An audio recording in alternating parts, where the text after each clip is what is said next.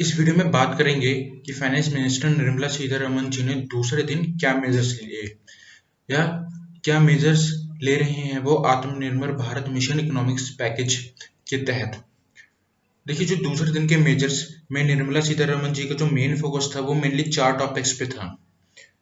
Migrant workers पे, street vendors पे, small farmer और सेल्फ एम्प्लॉयड पीपल या सेल्फ एम्प्लॉयड इंडिविजुअल्स जो हैं। तो बिना टाइम वेस्ट किए शुरू करते हैं।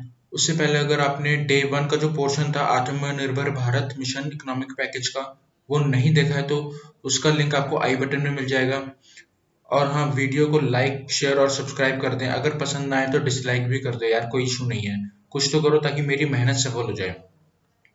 तो सबसे पहले बात करते हैं जो माइग्रेंट वर्कर्स हैं यानी जो प्रवासी मजदूर हैं। जो केंद्र सरकार ने इन्हें 2 महीने तक फ्री राशन देने की बात रखी है। ये राशन सारे वर्कर्स को देने की बात कही गई है, यानी चाहे वर्कर्स के पास या लेबर के पास राशन कार्ड हो या ना हो, या वो किसी भी स्टेट या यूटी का हो, उनको फ्री में राशन 2 महीने तक के लिए मिलेगा। इसमें उनको 5 किलो गेहूं या चावल, वो जो लेना चाहे गेहूं या चावल में से वो ले सकते हैं, और 1 किलो चना मिलेगा। जो फ्री फूड सप्लाई के लिए 3,500 करोड़ का खर्च करने की बात कही है, या इतना खर्च हो जाएगा 2 महीने में 3,500 करोड़ का फ्री फूड सप्लाई करने में। इससे करीब 8 करोड़ लोगों को मदद मिलेगी। और वन नेशन वन कार्ड की भी बात कही गई है, मतलब पूरे देश में राशन कार्ड होल्डर कहीं भी हो, उसे किसी भी डिस्ट्रिक्ट या स्टेट का राशन कार्ड उनके पास हो, उससे उस पे उनको राशन दिया जाएगा। इन 2 महीने में भी और इन 2 महीने के बाद भी। वन नेशन वन कार्ड की बात कोई नई नहीं है, इससे पहले से चली आ रही है। लगभग 83% जो इंडिया है वो वन नेशन वन कार्ड हो भी गया है, यानी 83% जो भारत है वहां पे आप किसी भी राज्य का कार्ड दिखा के राशन ले सकते हैं, और इसको 2021 तक 100% करने की बात कही गई है। अब तीसरी बात जो affordable rental home for migrant workers की है, यानी जो प्रवासी मजदूर होंगे या अर्बन पुअर होंगे, जो शहर में ही गरीब होंगे, उनके लिए भी एक स्कीम है जिसमें सरकार ने घर किराए पर देगी।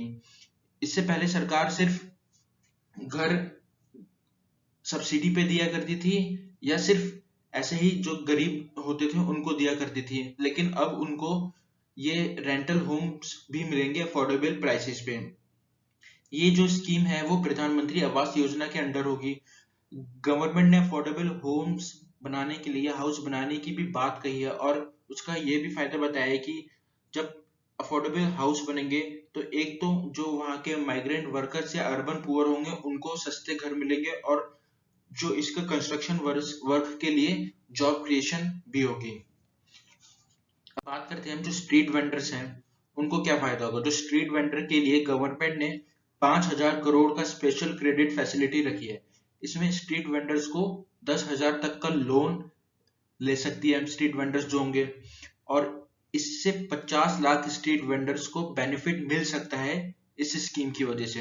ये स्कीम अभी चालू नहीं हुई है, बात की जा रही कि अगले 1 महीने में इस स्कीम को लागू कर दिया जाएगा, ताकि जो स्ट्रीट वेंडर है जिनको कोरोना वायरस की वजह से उनको अपनी बिक्री में या उनके काम में जो नुकसान हुआ है तो वो उनकी भरपाई कर पाए इस लोन के जरिए। और दूसरा, मुद्रा शिशु लोन भी लिया गया है। इस लोन के अंदर 50,000 तक का लोन, या 50,000 तक या उससे कम का लोन मिलेगा 12 महीने के लिए, यानी 1 साल के लिए आपको 50,000 या उससे कम का लोन मिलेगा। इस लोन पे जो इंटरेस्ट रेट होगा वो सिर्फ 2% का होगा। जो मुद्रा लोन से करीब 3 करोड़ लोगों को बेनिफिट मिल सकता है, ऐसा सरकार का कहना है। इस लोन के लिए जो सरकार ने बजट पेश किया है, या यूं कहें जो 20 लाख करोड़ में से जो पोर्शन निकाला है इस मुद्रा शिशु लोन के लिए, वो 1,62,000 करोड़ रुपए इस लोन के लिए दिए गए हैं। और हम बात करें अगर जो housing scheme middle income group की है, उनको सब्सिडी मिलेगी हाउसिंग लोन पे। इसमें 2 स्लैब होंगे, यानी एक स्लैब होगा 6 लाख से 12 लाख वालों के लिए, और दूसरा होगा 12 लाख से 18 लाख वालों के लिए। यानी जो ये लोन होगा वो सिर्फ 6 लाख से 18 लाख तक की जिनकी ईयरली इनकम होगी उनको ही इसका बेनिफिट मिलेगा। ये काम कैसे करेगा? देखिए, मान लीजिए जो MIG1 है यानी मिडिल इनकम ग्रुप 1, जो 6 लाख से 12 लाख वाले जो ग्रुप के मेंबर होंगे, मान लीजिए उनमें से कोई एक लोन लेता है 20 लाख का 20 साल के लिए, तो उसको जो सब्सिडी मिलेगी वो सिर्फ 9 लाख जो उसका लोन अमाउंट होगा उस पे ही सब्सिडी मिलेगी। जो बाकी 11 लाख होगा वो उस पे सब्सिडी नहीं मिलेगी। तो उस पे यानी उस पे दो इंटरेस्ट रेट लगेंगे। जो 9 लाख का इंटरेस्ट रेट होगा, जो 9 लाख रुपए का लोन होगा उस पे 4% का इंटरेस्ट रेट लगेगा, और जो बाकी इंटरेस्ट रेट बचता है वो सब्सिडाइज हो जाएगा गवर्नमेंट के थ्रू। और जो बाकी 11 लाख रुपए बचते हैं उस पे नॉर्मल 8.5% का ही इंटरेस्ट देना होगा, या जो रेट उस समय चल रहा होगा 8 या 8.5 का ही नॉर्मली रेट जो चलता है। तो उससे करीब उनकी 20 साल में 2.3 लाख यानी 2.35 लाख की जो बचत होगी इंटरेस्ट पे। ये ध्यान रखना होगा, सिर्फ इंटरेस्ट पे बचत होगी, ना कि जो उनका मूल्यधन होगा उस पे। ये स्कीम भी पहले से चालू है, 2017 में इसको शुरू किया गया था और इसको मार्च 2020 तक के लिए ही चलाया गया था। लेकिन कोरोना वायरस को मद्देनजर रखते हुए और जो हमारे जो हाउसिंग कैपेसिटी है और जो लोगों की जो डिमांड है, हाउस की जो डिमांड है लोगों के बीच में, उसको ध्यान में रखते हुए इसको मार्च 2021 तक बढ़ा दिया गया है, यानी इस स्कीम को 1 साल के लिए एक्सटेंड कर दिया गया है।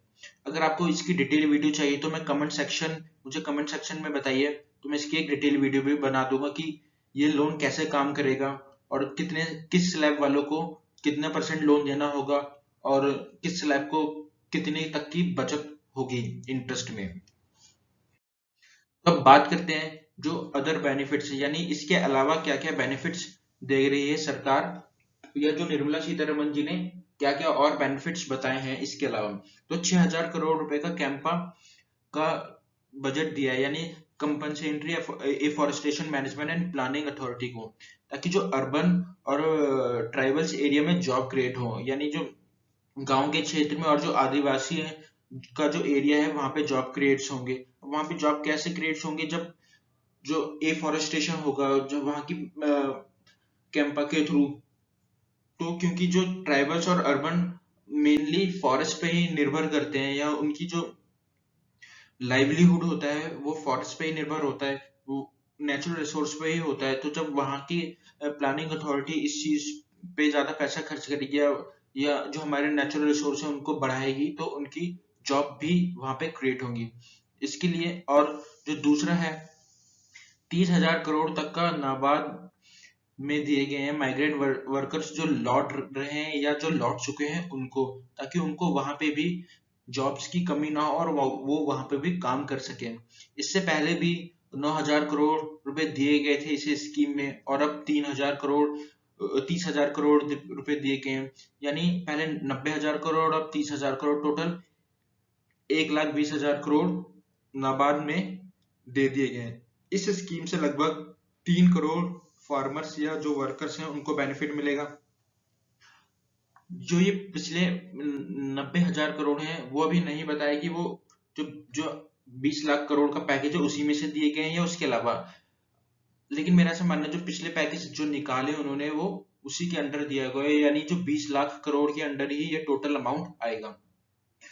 और जो दूसरा बेनिफिट दिया गया जो 2 लाख करोड़ का जो कंसेशनल क्रेडिट के लिए रखा गया है फार्मर्स के लिए, मतलब जो फार्मर्स को सस्ता लोन मिलेगा। ये लोन कंसेशनल होगा, मतलब जब फसल होगी सीजन में तभी आपको फसल के सीजन में ही उसकी लोन की रिपेमेंट करनी होगी की सुविधा मिलेगी।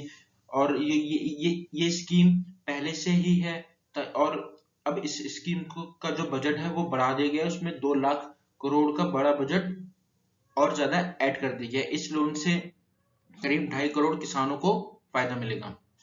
और इस बार इस स्कीम के अंदर जो एनिमल हस्बेंड्री और फिशरीज है, यानी जो पशुपालन और जो मछलियां पालन करते हैं उनको भी इन्वॉल्व किया गया है। अगर आपको वीडियो पसंद आई है तो लाइक करो, नहीं आए तो डिसलाइक करो, और कमेंट करके बताओ कि क्या पसंद नहीं आया है।